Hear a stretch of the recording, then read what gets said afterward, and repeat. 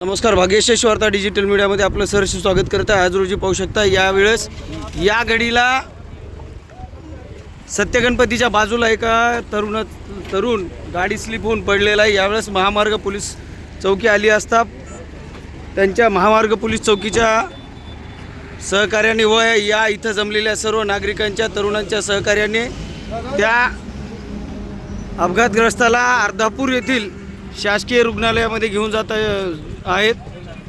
ढवळे असं आडनाव आहे त्यांचं।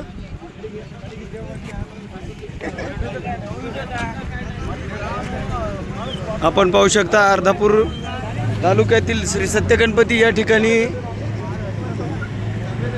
आरजू ढाबा या समोर हे अपघात झालेला आहे।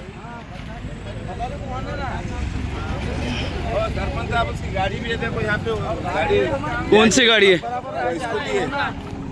अरे चाबी कोणापाशी आहे त्याची? ही ॲक्टिवा आहे। या गाडी ही ॲक्टिवा स्लिप होऊन तो तरुण पडलेला आहे।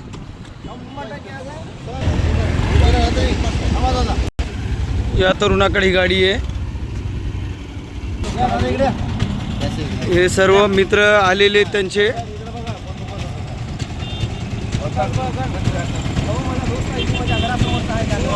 तुम्हाला कधी माहित झालं? आता 10 मिनिटाखाली मला लगेच माहिती झालं। भाऊनं कॉल केला इथल्या इथे, मग सोबत मी लगेच निघलो, त्याच्या घरच्याला पण सांगून आलो।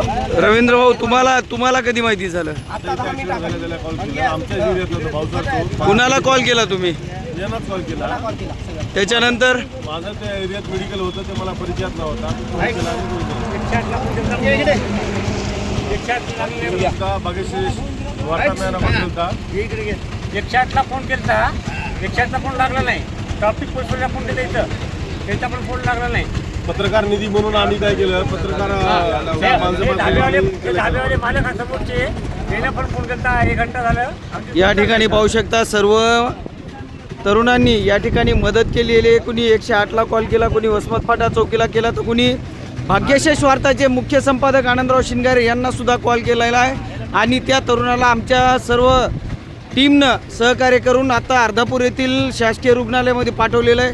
अशीच मदत आपणही करावी ही आपल्या सर्वांना नम्र विनंती करतो आणि थांबतो। जय हिंद, जय महाराष्ट्र। धन्यवाद भाऊ, सगळ्यांना केल्याबद्दल धन्यवाद भाऊ। ओके, धन्यवाद। जय श्रीराम।